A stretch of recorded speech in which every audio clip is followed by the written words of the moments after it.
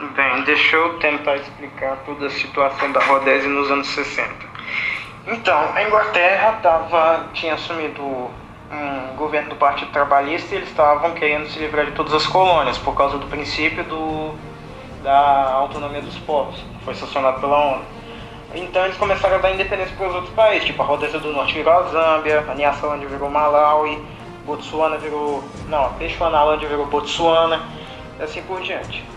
Aí a Rodésia ficou nesse meio, porque a Rodésia tinha, diferente desses outros, tinha uma população grande bem mais expressiva e com muito mais autonomia. A Rodésia, diferente das outras colônias, ela tinha muito mais autonomia, ela se governava desde sempre, desde praticamente 1923. A Rodésia foi uma colônia criada por uma empresa privada, não foi nem a Inglaterra que criou, foi administrada por essa empresa até 1923. Em 1923 a Inglaterra concedeu autonomia quase que total para a Rodésia. A Rodésia só não podia declarar guerra nos outros países, de resto eles faziam o que eles quisessem, eles elegiam parlamento, eles tinham eleições, eles tinham os próprios partidos, assim por diante. Aí, nesse meio das independências na África, assumiu um cara chamado Ian Smith, que ele era do Partido Liberal da Rodésia, aí ele passou para o Partido Conservador. O Partido Conservador ele criou o próprio partido dele, que foi a Frente Rodesiana. A Frente Rodesiana era um partido com caráter nacionalista, só que nacionalista não só no espírito, não em questão econômica e nem na prática, era nacionalismo só de propaganda, era mais um patriotismo. Eles se diziam como nacionalismo, só que era um termo mais propagandístico. Eles não defendiam o nacionalismo em economia, se eles defendessem a Rodésia estava fudido na primeira semana. E eles tentaram, ele foi o primeiro primeiro-ministro da Rodésia que tinha nascido na Rodésia. Todos os outros tinham nascido na Inglaterra, na Escócia, em todos esses lugares. Aí ele tentou negociar com o primeiro-ministro da Grã-Bretanha, que era do Partido Trabalhista, para tentar conseguir uma independência sem ter o voto de maioria, porque, igual eu falei, a população negra não tinha tanta educação e não sabia votar.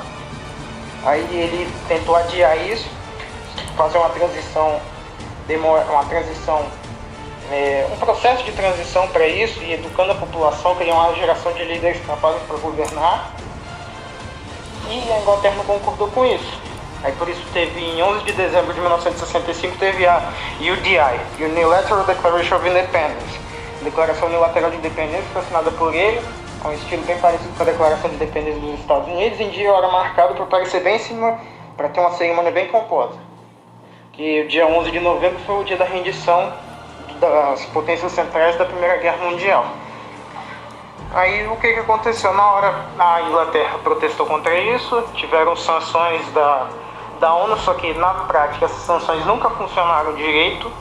O que acontece? A ONU aplicou sanções, só que a África do Sul, já não, por causa do apartheid, já não tinha boas relações com a ONU, já não, simplesmente cagava para tudo que a ONU dizia. Eles continuaram recebendo produtos da Rodésia para exportar, porque a Rodésia era um país sem acesso ao mar, e Portugal, que ainda tinha suas colônias, Moçambique, Angola, no caso Moçambique é fronteiriço com a Rodésia, eles continuaram recebendo os produtos de exportação da Rodésia, por causa da ferrovia principal do país, que é de Salisbury, que era a capital, até Beira, que é um porto em Moçambique. Aí continuou assim, a Rodésia estava de boa, estava vendendo os produtos deles continuavam vendendo. Até os Estados Unidos passou uma legislação no Congresso para que permitissem que eles continuassem fazendo negócio com a Rodésia. Existia muito suporte pela Rodésia fora dos outros países. Os rodesianos conseguiam contrabandear muita arma, muito equipamento de outros lugares. As armas só vinham contrabandeadas ou eles mesmos faziam, de acordo com o que eles tinham, tipo FNFO feito em casa. Basicamente isso. Aí poucos países apoiaram, dentre eles Israel. E como a Rodésia era um país cercado de inimigos, lutando basicamente sozinho, Israel se identificou com a situação e os rodesianos se identificavam como se fossem os israelenses lutando. Uma guerra cercada de inimigos. Porque quase todos os países em volta deles eram inimigos. Aí com isso a Rodésia foi lutando uma guerra de guerrilha e eles foram se dando bem até mais ou menos 1975, que foi quando Portugal perdeu suas colônias. Aí eles perderam o principal acesso ao mar que eles tinham em Moçambique. E Moçambique virou um território novo, controlado por um partido esquerdo, para um partido comunista, que dava abrigo para os movimentos de guerrilha. Ou seja, os movimentos de guerrilha tinham mais território para poder atacar o território da Rodésia, e a Rodésia tinha mais território para dividir os poucos soldados que eles tinham para poder patrulhar. Aí com isso já ficou mais difícil, só que eles ainda estavam aguentando.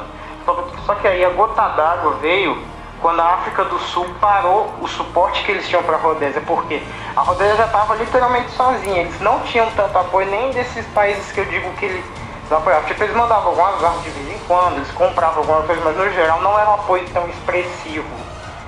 Aí tipo, a África do Sul foi e fechou as fronteiras da Rodésia. A Rodésia não conseguia nem mandar as coisas que eles tinham para fora para poder exportar e não conseguiam vender os produtos que eles faziam, que tipo, como eles estavam meio isolados, eles criaram uma indústria própria. Porque eles não tinham acesso às indústrias de fora e começaram a produzir coisas lá dentro, indústria têxtil, indústria de arma, fabricação de munição, um monte de coisa. Só que daí a África do Sul fechou o último acesso que eles tinham para poder exportar as coisas deles. Porque a África do Sul queria tentar uma aproximação maior com os outros países por causa do apartheid, que eles estavam em um período bem isolacionista nacional. Aí tipo, eles tentaram fazer isso para tentar se aproximar dos outros países, só que não deu certo. E simplesmente, principalmente porque na época eles estavam com um programa nuclear, a África do Sul estava desenvolvendo armas nucleares. E também ainda por causa do apartheid, os outros países não queriam um negócio com a África do Sul enquanto tivesse apartheid. O fim do apoio deles para a Rodésia marcou tipo, o fim para a Rodésia, porque a economia da Rodésia já não conseguia se sustentar, porque não tinha nada saindo nem entrando.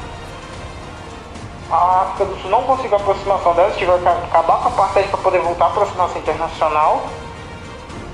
E a Rodésia o Ian Smith analisou a situação e falou: agora não tem mais jeito, agora eu vou ter que negociar com a oposição.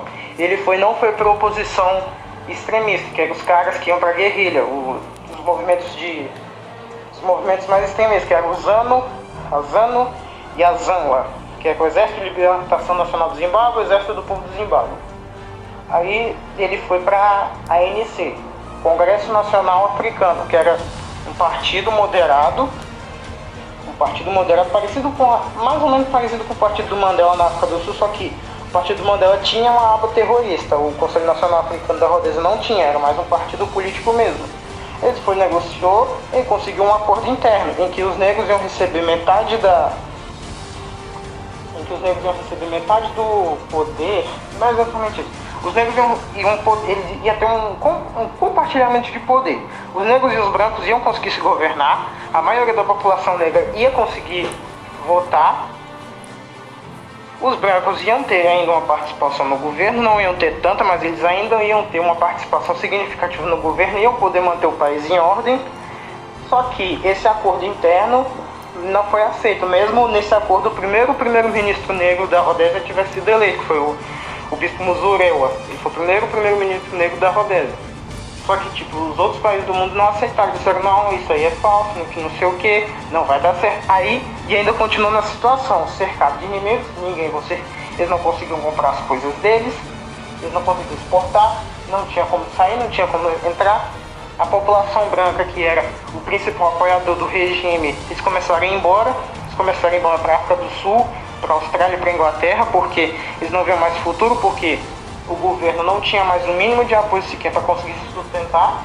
E o Ian Smith falou: não foi nem o Ian Smith, foi o Bispo Muzorewa. Ele foi assinar um acordo de paz com as guerrilhas, e aí a Inglaterra tomou de volta a Rodésia como se fosse uma colônia temporária e fez um período de transição para as eleições gerais no futuro Zimbábue.